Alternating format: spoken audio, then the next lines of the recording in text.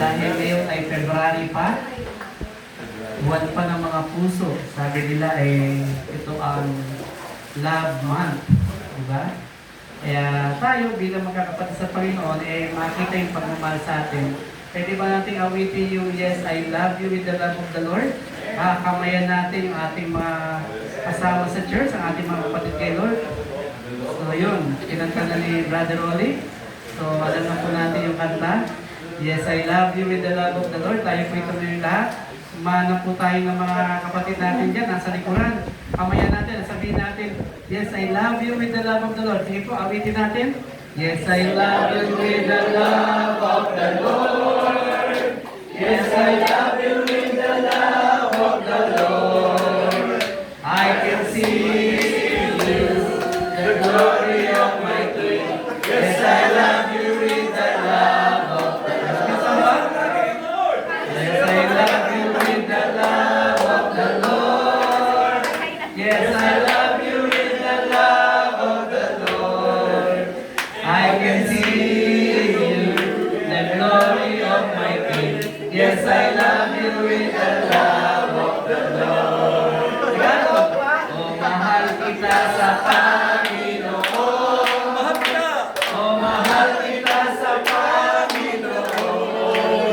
I can see you, the glory of my King. Oh, mahal kita sa Panginoon. Amen. Masaya po tayo lahat. Yes. Ang pag-ibig na yan ay binabahagi natin sa inyo. Kita nyo, nagkamayan na tayo, meron pa kayong picture. Wow, thank you, Angie. Ayan, yung alaala yata nung linggo, no? Sa Sarap Salo. Salamat po. Ayan, sabihin natin ng Diyos.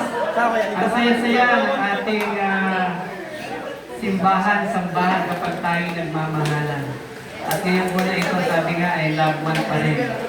Nakaraang Sunday, pinag-aralan natin yung kapag kung walang pag-ibig, wala akong kwenta. Sabihin talaga ang pag-ibig ay sangkap ng isang Kristiyano, ng isang mananampalataya.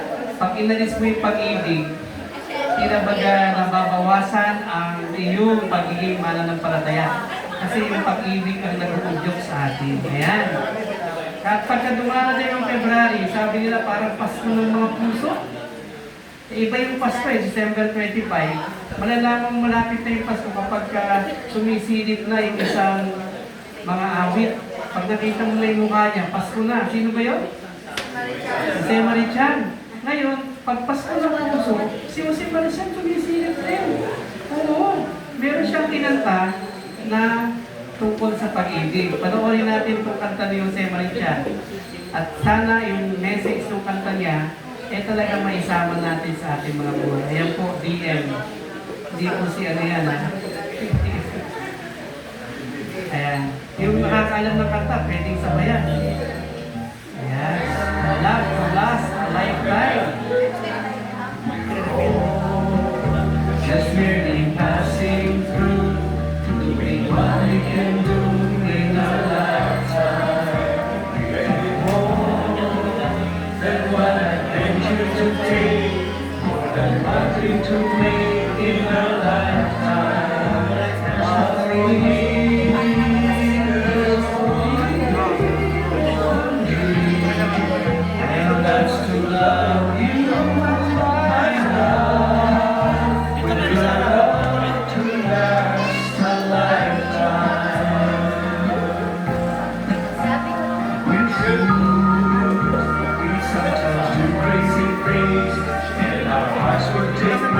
Like a sparrow, but that's life. We'll take each day as it comes.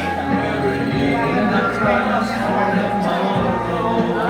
As for me, all my days, I will stand and walk with you, loving you to last a lifetime.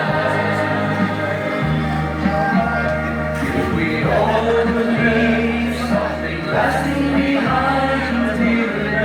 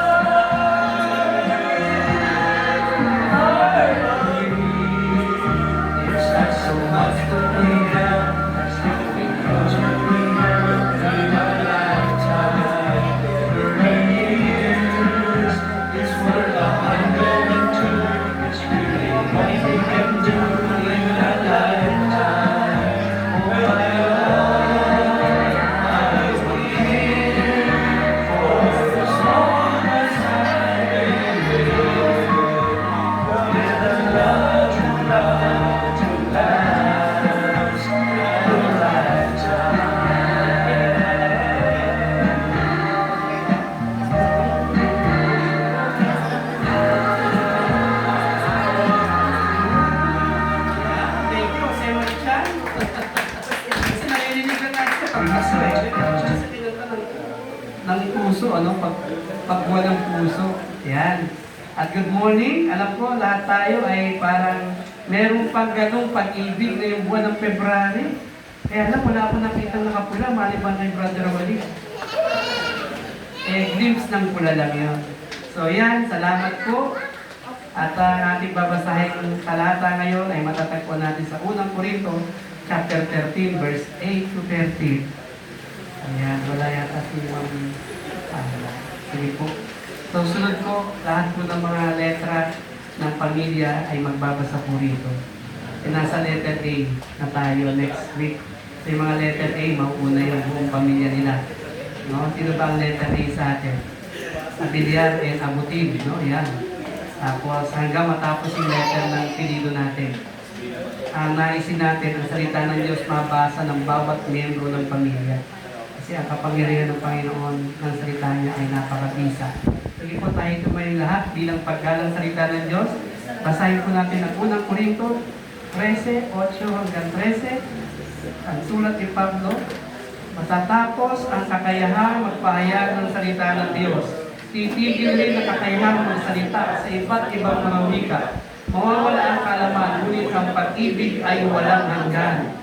Hindi pa lubos ang ating kaalaman at ang kakayahan nating magpahayag ng mensahe mula sa Diyos. Ngunit pagdating ng ganap, mawawala na ang di ganap. Noong ako'y bata pa, ako'y nagsasalita, nag-iisip at nangangatwiran tulad ng bata. Ngayong ako'y meron ng sapat na gulang, iniwanan ko na ang mga asal ng bata. Sa kasalukuyan, tila malabong larawan na nakikita natin sa salamin. Ngunit darating ang araw na harapan natin makikita ang Diyos. Bagya lamang ang nadalaman ko ngayon, ngunit darating ang araw na malulubos ang kaalamang ito, tulad ng lubos sa pagkakilala niya sa akin. Kaya ang tatlong ito ay nananatili, ang pananampalataya, pag-asa at pag-ibig. Ngunit ang pinakadakila sa mga ito ay ang pag-ibig. Ang Diyos po ang magpala ng ating salita. Tayo po yung mga kaupuna. Purihin natin ng Diyos. Sabi doon, mananatili ang sa tatlo, pananampalataya, pag-asa, pero mananatili ay pag-ibig. Ayan. Meron po ba kayong alam na bagay na nagtatagal sa mundo ito na hindi nawawala yung value niya? Ayan, ano ba yun? Maaaring bagay o meron ba kayong naisip? Ang sabi ng isang commercial, ang nagtatagal daw yung Motolite. Subok na, yun, matibay.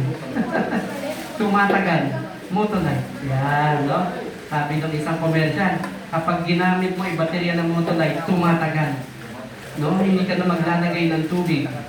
Kundi siya ay talagang tumatagal. Meron namang bangko, ang sabi nila noon, kaya lang nawala na eh. Subok na matibay, subok na matagal. Pero nawala na yung Bangko Pilipino.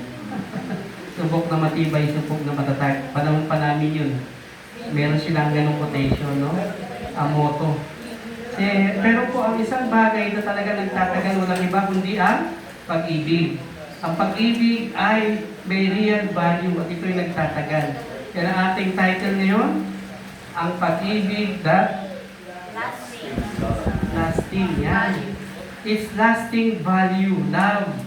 Pag-ibig ay nagtatagal. Napanood natin nakaraan si Pastor Mike Carino, diba? Sabi niya sa 1 Corinthians 13, 1-3, na kung wala kang pag-ibig, wala akong kwenta. At nakita natin doon, kahit ano pang magagandang nangyayari sa isang mananampalataya, nakapagsasalita man siya ng ibang wika, at nagagawa niyang isang bundok, lumipad sa kabila dahil sa kanyang pananampalataya, nakapagsalita siya ng mga wika ng anghel. Pero kung wala naman siyang pag-ibig, bali wala. Nakakapagpropesiya siya sa mangyayari, pero kung walang pag-ibig, wala rin. Dahil ang pag-ibig ang pinakasangkap ng isang mananampalataya. At ito ay tinatawag natin ang pag-ibig, ang kanyang lasting value. Sabi po doon, sabi ni Pablo, kinokomen niya ang isang klase ng pag-ibig ay itong agape love. Ano ba itong agape love?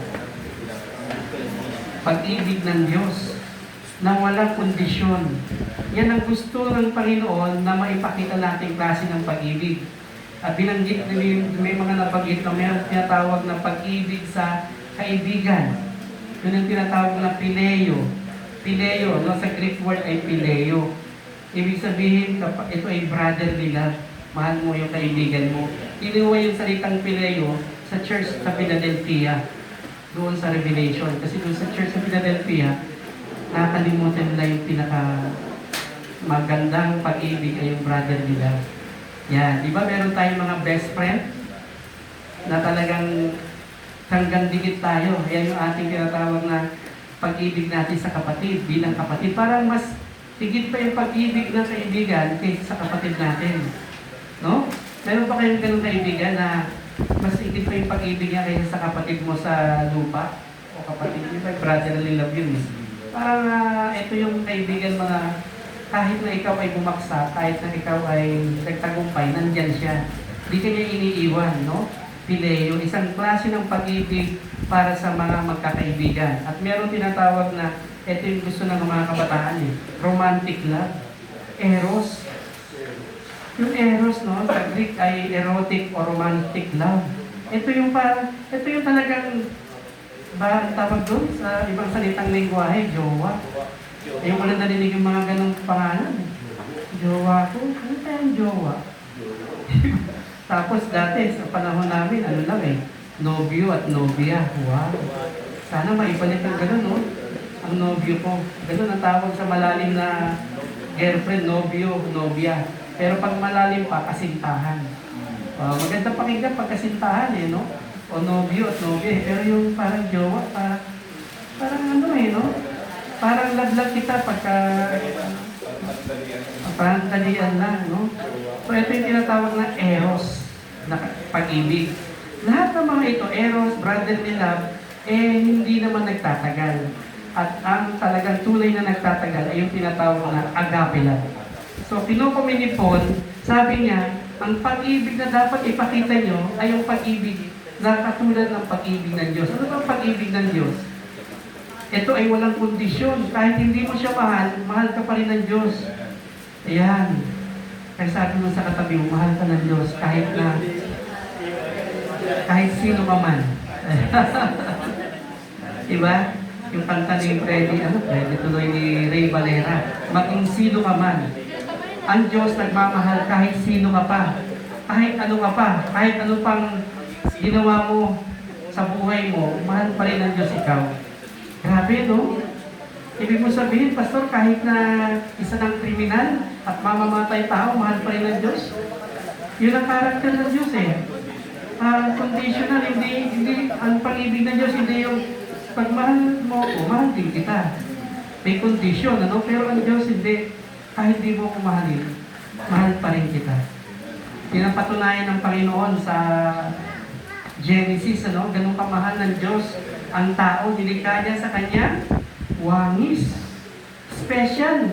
Special ang pagkakalikha ng Diyos sa ating bilang tao. Sabihin mo sa katabi mo, special ka kay Lord. Special ka kay Lord, no? Kasi nilikha ang mundo, sa umpisa pa lang walang itsura ang mundo, paano nilikha ng Diyos? Sa salita pa lang. Special ka kay Lord, no? Parang may narinig ako, parang special child ka. Pero alam niyo, yung mga special child, mahal pa rin ni Lord. Kahit na gano'n sila, kaya ngayon may mga school na para sa kanila. No? At nakakatuwa na mayroong mga magulang, yung kanilang love, agape yun Yung kanilang anak, nung makita nilang iba yung paglaki, hindi na tinakwil, kundi bagkus talagang minahal nila. Hindi enroll nila sa mga school na para ma-develop yung kanilang isip, yung kanilang kabuang pagkatao. No? Kaya marami tayong nakikita gano'n Pero ang kagandahan noon, yung pag-ibig ng Diyos, kahit sino ka man, ay kanyang pinagmamalaki sa bawat mundo na tayo inilikha ayon sa kanyang wakis. Ang pagkakalikha ng Diyos sa tao nung wala pang itsura salita lang Sabi niya, let there be light. Let there be, diba? Plants and animals. Malalaki, maliliit. Pero pagdating sa tao, hindi yan nilikha sa bibig. Tao, lumabas ka. Papansin nyo, hindi ganun ang pagkakalikha ng Diyos sa tao. Yung pagpus, ano ginawa niya? Kumuha siya ng bahagi ng kanyang nilikha, itong alabok. Kaya yung alabok, kanyang minolde ng isang tao. Galing tayo sa alabok, galing sa lupa. Tingnan yung katabi niyo, parang galing sa lupa.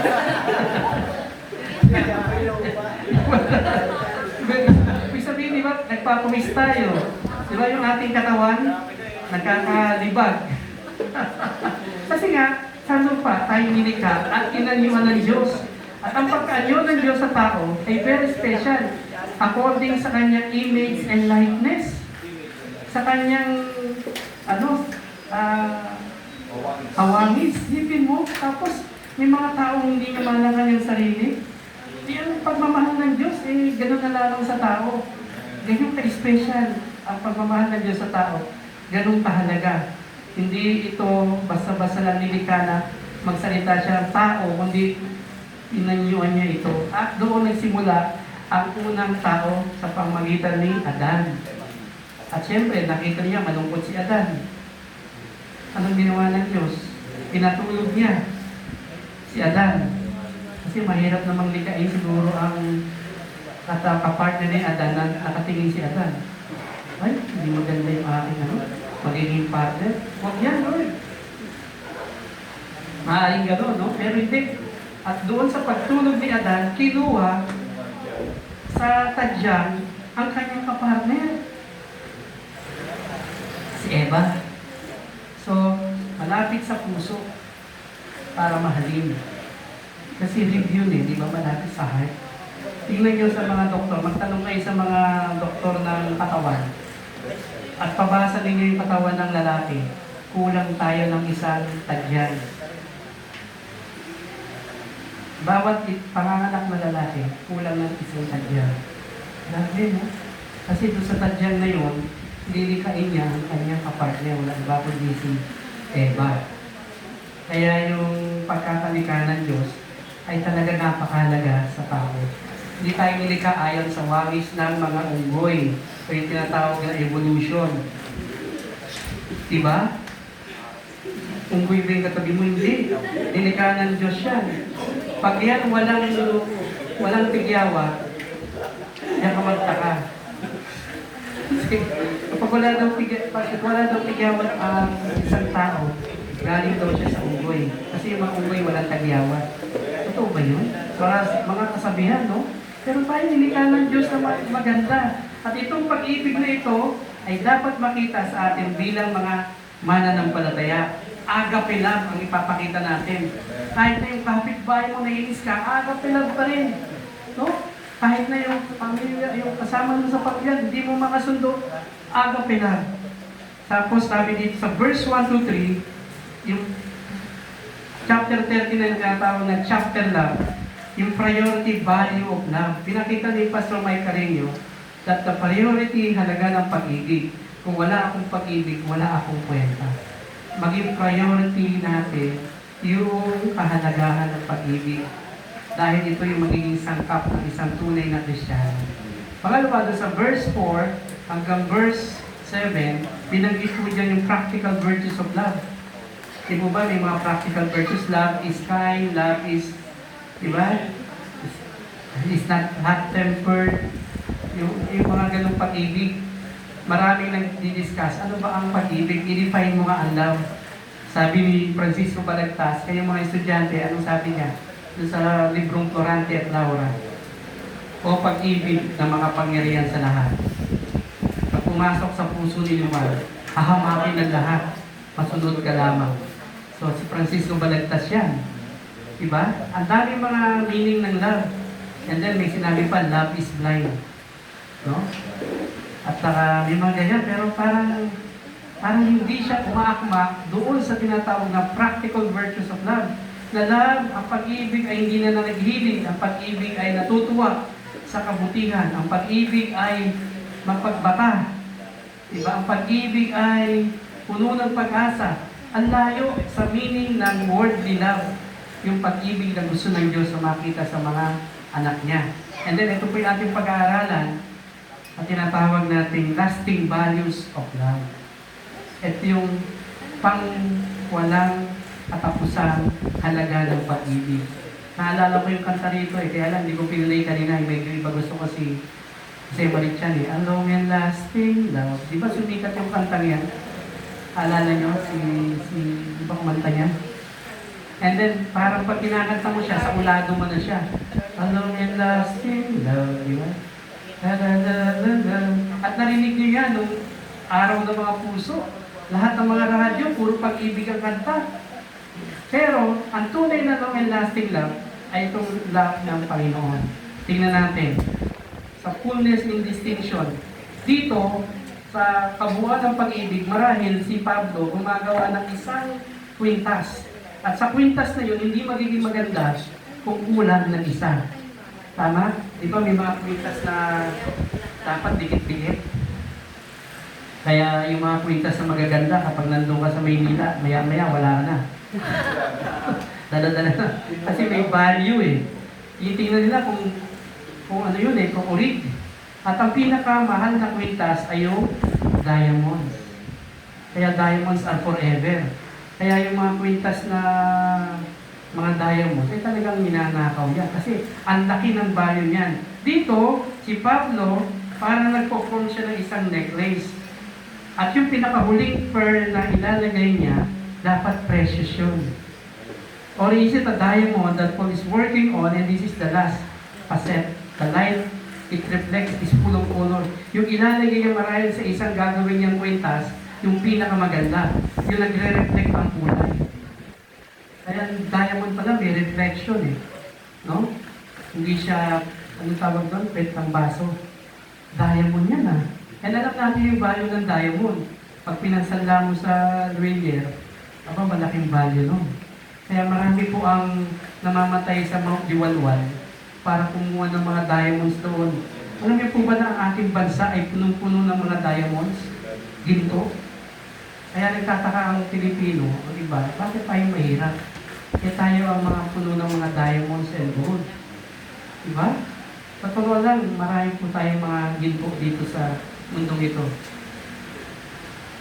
At pag natapos ni Pablo yung paggawa noon, naiisip niya, ano kaya ang pinakamagandang mailalagay dito sa isang gagawin kong necklace? Diamond ang pinakakailangan. And contrast it with other gifts, held high if not higher. Ito yung sinasabi ni Pablo at nabanggit ni Pastor Mike, prophecies. Kasi pagdating sa spiritual gift natin, ang pinakamahalaga ay hindi naman itong propesiya. Marami nagpo-prophesy. Pagka nagpo-prophesy ang mga taga-Korinto, wow, ang galing, ang tatalino nila, di ba? Sila yung mga taong, ang mga taga-Korinto, walang tatalino sa kanila. Hindi sila, mas matalino sila kaysa sa mga taga-Epeso, taga-Galacia, o taga-Thessalonica, yung mga sinulatan ni Paul.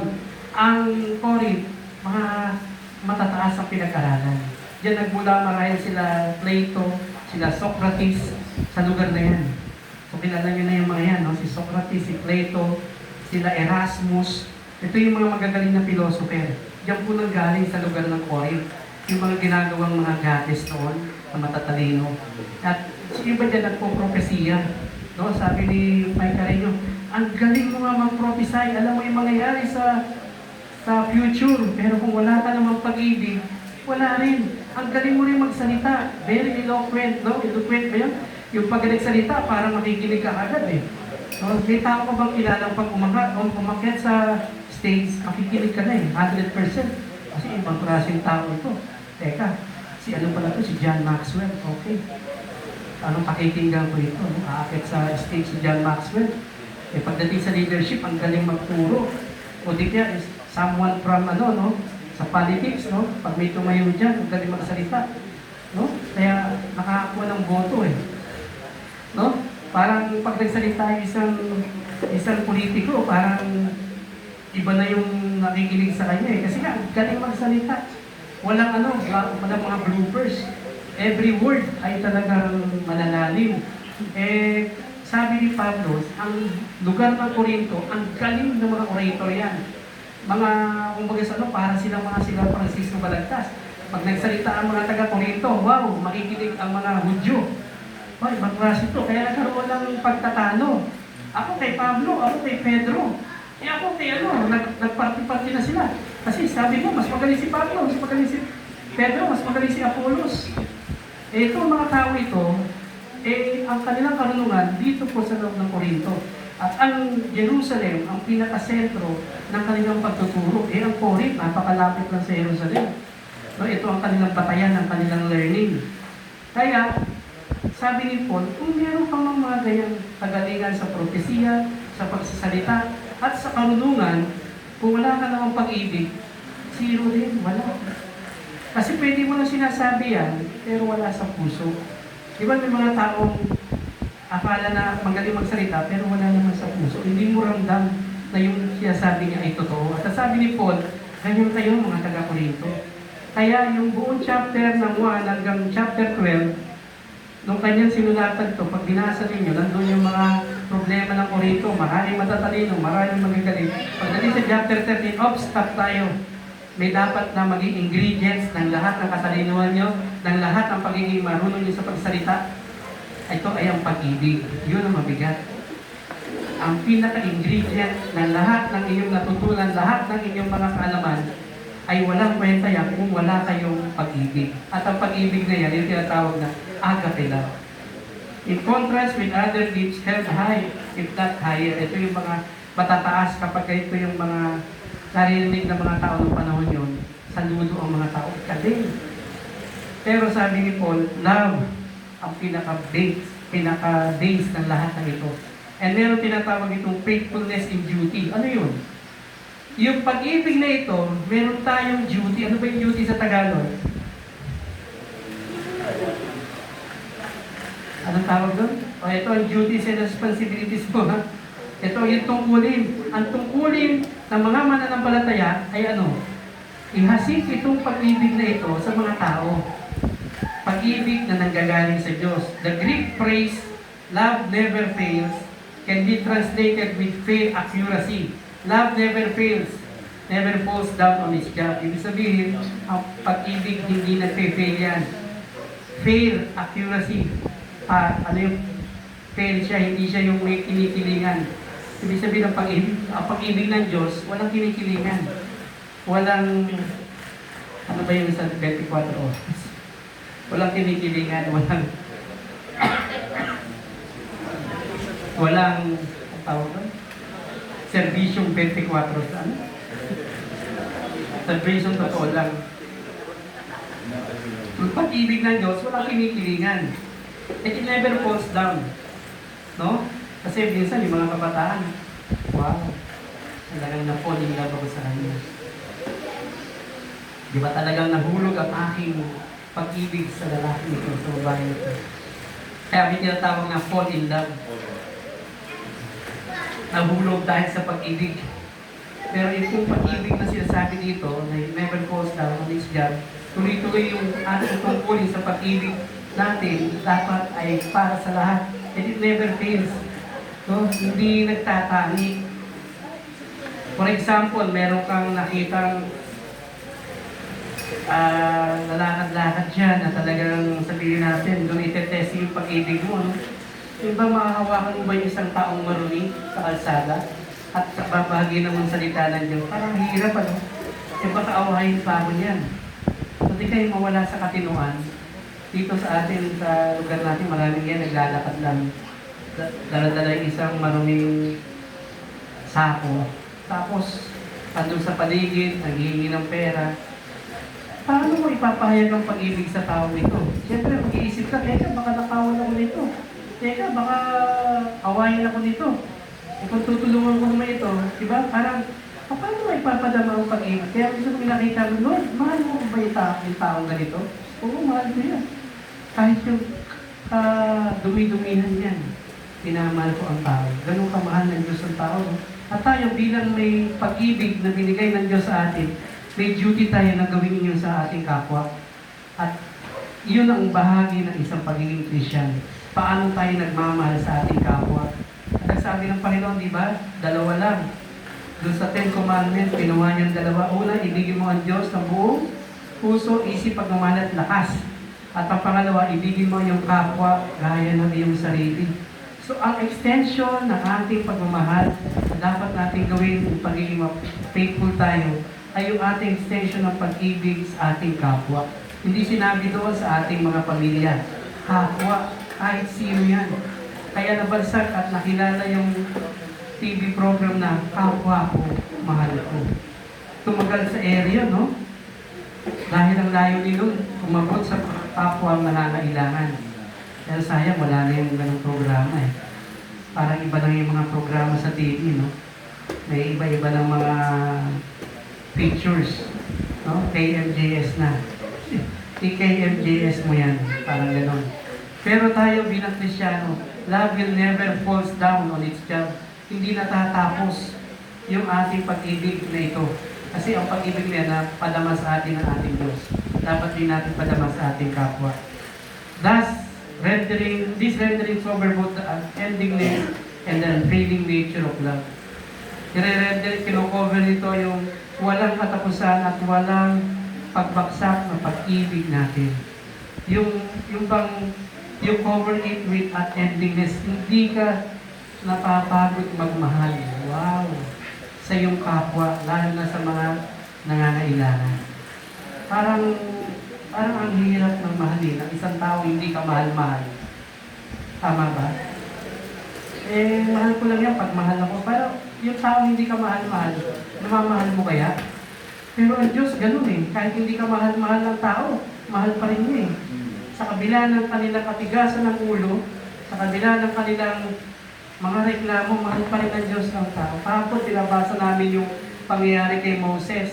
Ang sabi ng Diyos kay Moses, ihahamuin ko ang aking bayan Israel sa pagkaalipin sa mga Ehipsyo. Sabihin mo ito sa kanila. Sabihin mo sa Paraon, na aalisin natin ang mga aking bayan. Sabi ni Moses, ha? Ang gagawin ko din, yung mga magsalita. Isa lamang ako isang pastol. Nagpapastol lang si Moses na mga hayop ng kanyang biyenang si Jethro. Tapos uutusan ni Yahweh. Yahweh ang pangalan. Sabihin mo, ako nga. Sabihin mo sa Paraon. Hindi naman na Diyos, pinatitigas ng ang puso ng Paraon para malaman ng Diyos kung talagang si Moses talagang susunod sa kanya. So nagpadala ng mga balang para paalisin na ang kanyang bayang Israel. Ilang balang yung hindi lang balang, ilang grades yun? 10, 10. No, balang, nilangaw, tapos yung tubig naging dugo. Dami, no? Tapos ang gagawin ni Moses, babalik ulit sa kausapin ulit siya ng Panginoon, nasabihin naman, hindi naman ako marunong magsalita, ayaw ko na sabihin ko. Lahat ng mga ginawa ni Moses, nakita niya na galing sa Diyos yun. Pero pinatigas pa rin ang puso ng Paraon upang malaman na kung si Moses ay susunod sa kanya. O kung hindi ka marunong magsalita, si Aaron, kapatid mo, yun ang aking magiging tagapagsalita. So, ilang panahon bago nakaalis ang kanyang bayang Israel sa pagkakaalipin. Sa tagal na yun, hindi nagbago ang pag-ibig ng Diyos sa kanyang bayang Israel. Sa kabila na sila'y nagreklamo. Nung sila ay nakalaya na, ang ginawa ng Paraon,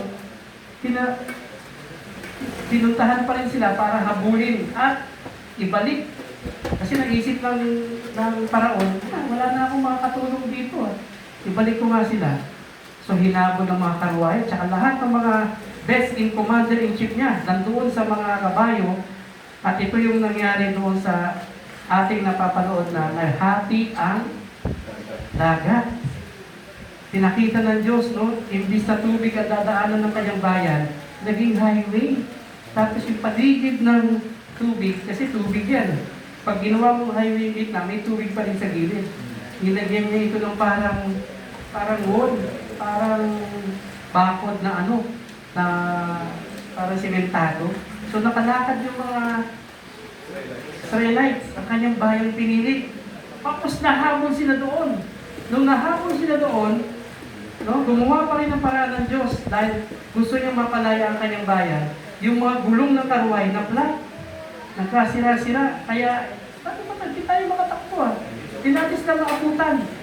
At nung hindi sila maabutan, nakalakad na ang kanyang bayan Israel, saka ibinalik yung tubig na yun. Nalulod ang karamihan ng mga karwahe. At merong pangyayari na sa mga Bible scholar, tinignan nila kung talagang meron ba sa ilalim ng tubig na Mga ganoon. Aba, nalaman nila may mga kabayo, may mga chariots doon nasa ilalim ng tubig. Totoo talaga nangyari, hindi ito kwentong barbero. Isipin natin, ang Diyos na makapangyarihan sila ay Diyos ng pag-ibig. Mahal niya ang kanyang bayan sa kabila na nagre-reklamo. Kasi sabi ng mga Israelita, balik na lang kami sa Israel, sa Egypt kasi dinala mo kami dito Moses, tapos mamamatay rin kami dito. E balik na lang kami. Sipin nyo, no? Yung pagmamahal ng Diyos, kung sabihin ng Diyos, sige, tapusin nyo na yung buhay ninyo. Hindi ko na kayo bayan. Pwede yung sabihin ng Diyos, kaya lang ang karakter ng God ay napakalawak sa pag-ibig. Mahal tayo ng Diyos, kaya kung lalagay natin sa sarili na sa panahon ngayon, marami tayong mga reklamo sa buhay, di natin nakikita na yung pagmamahal ng Diyos naroon sa atin. No, nandoon yung kanyang unfailing, unending love. Dahil yun ang karakter ng Diyos, siya ay pag-ibig. At sinasuggest ni Pablo, Paul suggests is clear, real love never let us down. Ang tunay ng pag-ibig, hindi tayo binababa. Hindi siya yung commercial ng Rexona. It won't let you down. Hindi yun. Kundi, pag-ibig, tunay na pag-ibig, hindi ka itadown. So dito, malalaman natin yung karakter ng Diyos, ng pag-ibig, pwede natin makita kapag tayo ay papasok sa isang pag-aasawa. Kaya yung mga binabanggit ko rito, mga kabataan, tignan ninyo, ito bang tao na ito, may ganitong klase ng pag-ibig. Yan ang tunay na nagmamahal sa iyo. Hindi yung mahal ka lang pag may chocolates, saka flowers. No? Kapag di ba? Yung sinasuggest ni Pablo, the real love never let us down. Hindi tayo binababa ng tunay na pag-ibig. It never let you down. Kaya hindi hinayaan ng Diyos ang kanyang bayan ay hindi niya matupad ang pangako niya doon. Pangako niya sa kanyang bayan Israel. Nangyari yun. Napapunta siya doon sa lugar ng Kanaan para sabihin ito na ang promised land to sa inyo. Minsan may mga prayers tayo, no, ang tagal, hindi sinutunod ng Panginoon. Tiyaga-tiyaga lang sa panalangin. Darating ang araw na yun, yung makikita mo, no, ito talaga ang tunay na nagmamahal. Sasagutin ng Diyos yung panalangin. At kung nakabuo na si Pablo ng isang magandang kwintas at nailagay na niya yung pinakamahalaga, precious, yung love, ano ang design na dapat na makita? Ito yung tinatawag na finesse in design. Sabi ni, hindi ko lang alam yung first name ni Moffat dito. Pero alam ko sa mga teachers, kilala niya si Moffat. Hindi ko lang yung first name niya. Sabi ni Moffat, love never fails as love never disappears. Ang pag-ibig, hindi nagpe-fail. Hindi ito nawawala. Ayan. Para isa siyang poster na isang kanta. Moffat, no? Love is always there, but more than its abiding presence, is its beautiful growing presence. So, gumawa ang Diyos ng dalawang analogy dyan. Sa verse 11, binasa natin kanina, ang pag-ibig ay lagi nandyan, yung abiding presence niya. Nakita niya dito na pinansin ni Pablo ng dalawang analogy doon. Una is growth from childishness to childlikeness. Yung mga childish kasing ugali tayo. Ano yun? Yung parang asan bata. Ang tanda mo na asan bata ka pa. Meron ba kayong ganun kilalang tao? Pagka kinuha mo na yung gamit niya, naghangal-ngal na, nagpapadyak na. Parang ang hirap ng ganun, no? Diba pag may nakita tayong bata, pag may kinuha kang gamit, nag-iiyak yan, papadyak-padyak, ngangawa yan. And ang isang growth daw na nagmamature kay Lord, hindi asan bata, kundi nagiging childlike, katulad ni Kristo. No? Yung tinitesting ni Lord yung maturity ng pag-ibig natin. Nasa na kaya yung maturity ng pag-ibig natin? Pag i-rate natin, nasa number 1 ba o nasa number 5? Pero kung ikaw ay mabilis mapikon, magalit, ay baka yung isip mo ay isip bata pa.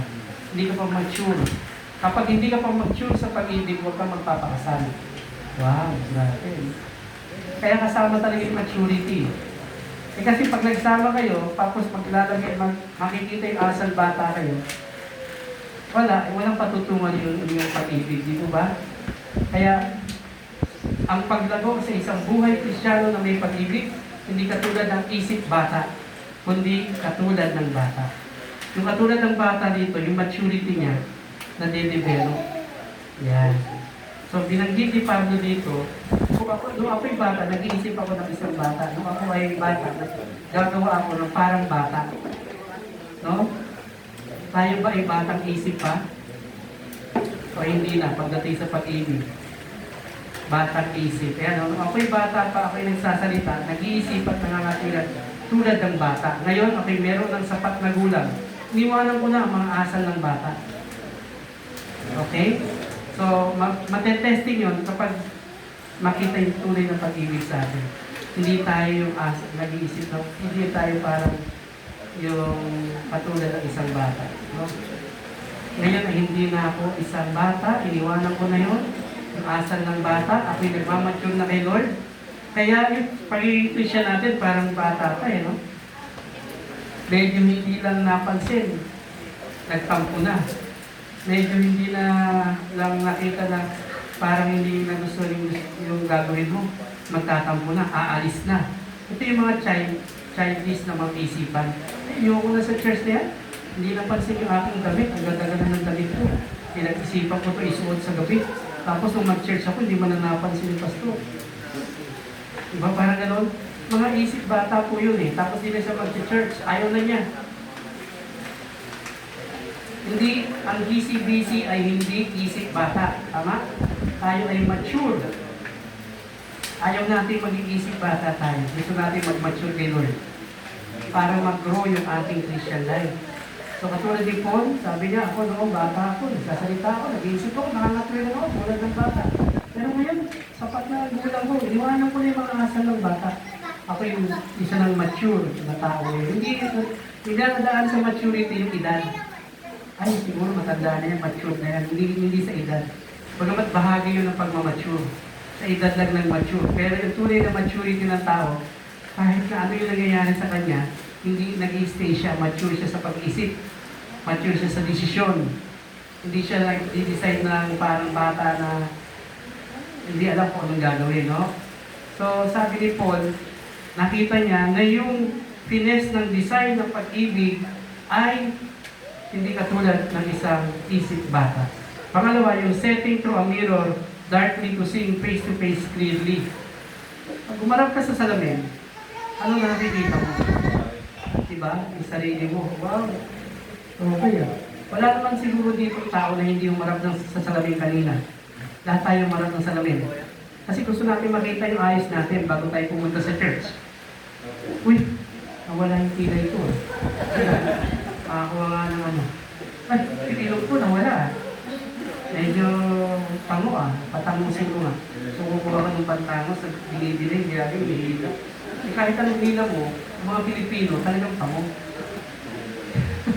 O teka, yung buho ko, parang mali yata ang pagkakalagay. Teka, ayusin ko, para ako si Jose Rizal dito. Mga gano'n, di ba? So, umaharap tayo sa salamin. May isang design ang pag-ibig. Kung ano makita, reflection mo sa mirror, yun ka. Nagsasabi yung mirror ng tama sa iyo. Uy, mag-ayos ka. Kung magsasalita nga lang yung mirror di ba yung salamin? Ano, kung sa ka na, ayusin yung sarili mo. Tingnan mo yung galing mo para mag-isip bata ka pa rin Di ba kung magpagsasalita yan? Pero ang ginawang pelikula dyan, mirror, mirror on the wall. Who's the prettiest of them all? Di ba? Ako siya yung pinaka-pretty. Buti na lang, salamin yung hindi nagsasalita. Kasi kung magsasalita yan, sasabihin niya lahat kung anong klaseng tao ka. Kasi kung maharap ka sa salamin, tinitignan mo yung sarili mo anong klaseng tao ka, di ba? Di ba sabi ni Santiago, ang isang taong Kristiyano, hindi siya nagpili sa lamin, tapos alis siya, kakalimutan niya yung itsura niya. Parang isa kang Christian, nakatingin sa salamin, pag alis mo sa salamin, hindi ka na Christian. Di ba? Non-Christian ka na. May isa ka ng bagong buhay, isa ka ng mananampalataya na may pag-ibig ng Diyos sa iyo. Kaya yung nakikita mo sa sarili mo yan din ang dapat na reflection ng mga tao sa iyo. Yung parang pag naglalakad ka, pag labas ng bahay mo, bihis ka, alam ng mga tao, pupunta ka sa church, di ba? Yung pang nakangiti sa'yo, uy, mag-church ka na ba? Okay Parang gano'n, no? Yung reflection ng pagmamahal, nakikita sa iyo na ang tao ito mapagmahal ko.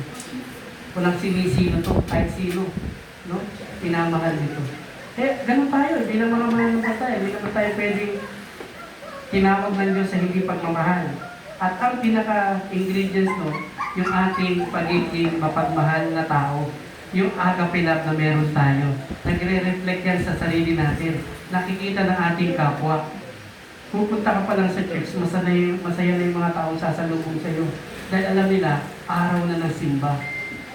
Diba? Pero kung lumabas ka ng bahay, lumabas ka galing ka sa bahay mo, mukha kang ubas, pagdabas mo, pasas ka na. Sabi ni Sister, diba? Talaga mo ng reflection ng pag-ibig. Nasa loob ka ng bahay, ang ganda ng pag-aayos mo sa wow, para akong ubas ang ganda ng mukha mo, pagdabas mo, pasas ka na. So, yung love ni God, hindi nagre-reflect. Yung parang kang isang mirror, tinitignan ng tao, paano kaya magmahal ito? Di ba po, sabi ng Panginoon, doon sa kanyang salita sa Book of John, sabi ng mga alagad, Panginoon, teacher, yung mga may nangangaral dito, no? Sabi nga nun, kasama ba natin sila? Kaya sabi ng Panginoon, malalaman mo sila by their fruits. Malalaman mo sila ay atin sa pamamagitan ng kanilang mga bunga. At ang pinakabunga na makikita sa tao na kapatid mo siya sa Panginoon, pag-ibig, yung love. At tunay na sila ay kapatid natin kasi sila ay nagmamahalan. Diba? Yun ang pinaka-ingredients. Hindi naman yung ingredients. Ay, tumataas sila ng kamay. Pumakanta rin ng papuri sa Diyos. Siguro kapatid natin kita kay Lord. May mga ganyan na gumagawa ng iyan, hindi natin kapatid kay Lord. Bakit? Ang pinaka-laman ng kanilang malalaman mo sila ay kapatid ko kay Lord, pag-ibig lang. Yung pagkatapos sila mag-worship kay Lord, nakita mo yung pagmamahala, nakita yung mga ngiti sa labi, at ay kapatid mo kay Lord, di ba? Tunay na kapatid mo sila sa Panginoon. So, doon mababasehan ang tunay na pag-ibig ng Diyos. At sabi ng Paul, ito yung design. Ito yung makikita mo sa mga tao nagmamahal talaga. At tunay na na kay Kristo. And then yung pangalawa, let us throw away childish and petty things. Let us grow like a man. Yan. Itapo na natin yung mga isipang bata at maliliit na bagay. Maging mature ka. Let us grow like a man. No? Yung talagang ikaw yung talagang tinatawag na nilikha ng Diyos ayon sa kanyang wangis at yung kanyang maturity, yung pag-ibig na yun nandoon. No? Nung nagkasala ang tao, nagkaroon ng problema ang tao sa kanyang pakikipagrelasyon sa Diyos because of sin. And that sin separates ang tao sa Diyos. Kaya sila ay, nung kinain ni Eva, yung mansanas, hindi naman mansanas talaga yun, nalaman niya siya ay hubad. Anong ginawa? Tendency. Kumuha siya ng dahon. Tinakip niya sa kanyang maselang parte ng katawan. Ganon din si Adan. Binigyan niya ng dahon. Alam ng Diyos na nagkasala ang kanyang nilikha. At masakit sa Diyos yun na ang kanyang nilikha ayon sa kanyang wangis, image and likeness ay nagkamali. At doon nagkaroon ng kasalanan. Kaya lahat ng taong ipanganganak, baby man, ay may kasalanang dala. Kailangan ito'y mapatawad. Ito ay talagang nakuha ng mga tao. Kaya ang tao ay likas, sabi nila makasalanan yan. Talagang ang gustong gawin niya ay magkasala. Kasi likas sa tao Pero ang Diyos napakabait. Hindi niya gusto na ang kanyang nilikha manatili sa kasalanan. Ang ginawa ng Diyos, kumuha siya ng isang balat ng hayop. Di ko alam kung anong hayop yun. Kanyang pinantakip. Doon kinover ni God yung kanilang shame o yung kanilang pagka nahiya sila Ang ginamit ng Panginoon, meron siyang dugong kinuha sa isang hayop. Ibig sabihin, there's a blood. Ang pagmamahal ng Diyos, hindi kinukuha sa mga bagay lang, kundi may akbay na buhay. Kaya si Jesus namatay, bubo ang dugo, because of yung kanyang pagmamahal sa atin. Kailangan may mabuhos na dugo para malaman ang pagmamahal na yun ay talagang para sa tao. Kaya si Jesus ay namatay doon sa krus ng Kalbaryo, binuhos ang dugo niya because of that love. Ganun ang love ng Diyos. Kaya kung tayo ay isang mananampalataya, let us grow like a man. Pag tayo parang childish, isipan o galang, pakita natin tayo ay Kristyano at tayo ay na kay Lord. Mag-aakma ako ng tunay na parang tunay na Kristyano. Ipakita natin, sa ating pagmamahal, sa ating kapwa at kanino man. And then, ano po yung conclusion nito? Love is preferred. Ano prefer nila sa 1 Corinthians 13:13, pinakapaborito lahat yan ng mga iba. This three remain. Kasi basahin nga natin yun. Dating verse 30. Ayan. Wala namang ranking po ito. No? Kaya ang tatlong ito yung mananatili. Ang pananampalataya, pag-asa at pag-ibig. Ngunit ang pinakadakila ay ano? Pag-ibig. So, sinagin ni Pablo, okay, may pananampalataya ka, that's good. Okay, may pag-asa ka, that's good. Pag-ibig, ngunit ang pinakadakila dyan, pag-ibig. Hindi pananampalataya, hindi pag-asa. Wala namang ranking yan, pag-ibig, pananampalataya, pag-asa. Hindi. Ang pinakadakila sa tatlo. Kasi ito yung pananampalataya, pag meron ka nito, mabibigyan mo ng please si Lord. Sabi doon, pag wala kang pananampalataya, hindi mo mapiplease si Lord. Pero pag meron kang pananampalataya, mapiplease mo si Lord. Ay yung pag-asa. Meron tayong pag-asa na darating ang Panginoon, kukunin niya tayo. Yung tinatawag na blessed hope. Umaasa ka na itong mundong ito, mawawala at makakasama mo ang Diyos. Maganda yun. Diba? Yung pag-asa na yun, pagka wala sa tao, nagpapakamatay ang tao. Yun ang problema, no? Parang nawawala na siya ng pag-asa sa buhay. Pag nawala ito sa buhay ng tao, itong pag-asa, possible nito siya ay malalaman niya walang kwenta ang buhay.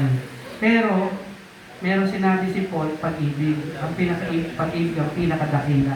Ibig sabihin, hindi niya sinasabi pananampalataya hindi maganda o pag-asa hindi maganda. Pero ang pinakadakila sa lahat, pag-ibig. Love is preferred not only to fights, whatever, but also to other graces, like faith and hope. Piniprepare ni Paul sa kanyang sulat, ginapos siya sa 1 Corinthians 13, okay, ito na yung nabanggit ko sa inyo, lahat ng ito. Pero ang pinakadulo nito, pag-ibig. Final niya yung piniprepare niya, kanyang nire-request sa mga taga-Corinto, ilagay niyo yung pag-ibig sa inyong pamumuhay. At yun ay magiging maganda sa lahat ng taong inyong makakasalamuha. Matatapos na ito, ngayon ay last Sunday ng February. At maraming mga church, ang topic nila ay pag-ibig. Kaya mamaya, imbitado kayo. Meron po ka focus ulit, parang sarap-salo ulit dito sa church na Pastor Meli. Pero, kung sino naman kasi may bayad eh. Kahit kami may bayad.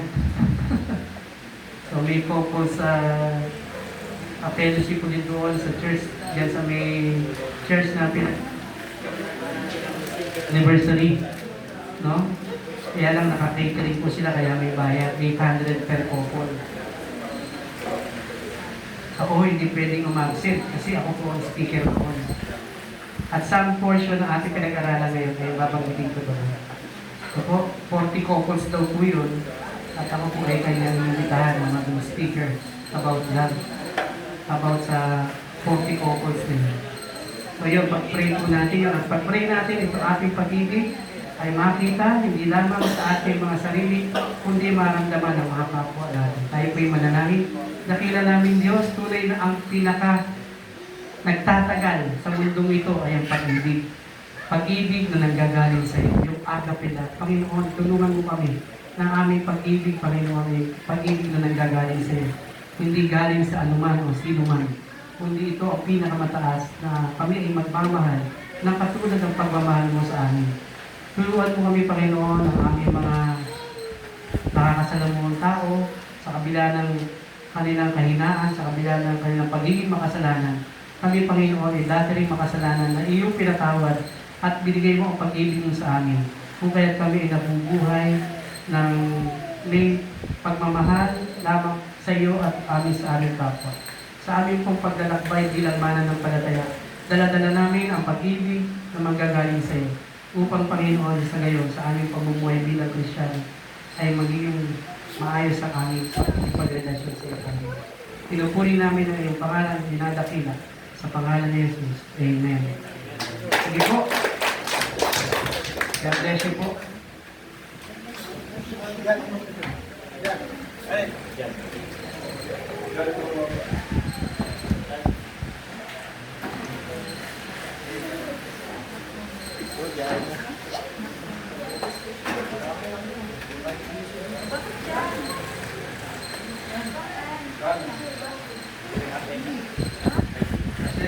Second Corinthians 9:7. Ang sabi po rito, magbigay ang bawat isa ayon sa pinagyan ng kanyang puso. Huwag mabigat sa loob, dahil sa kailangan.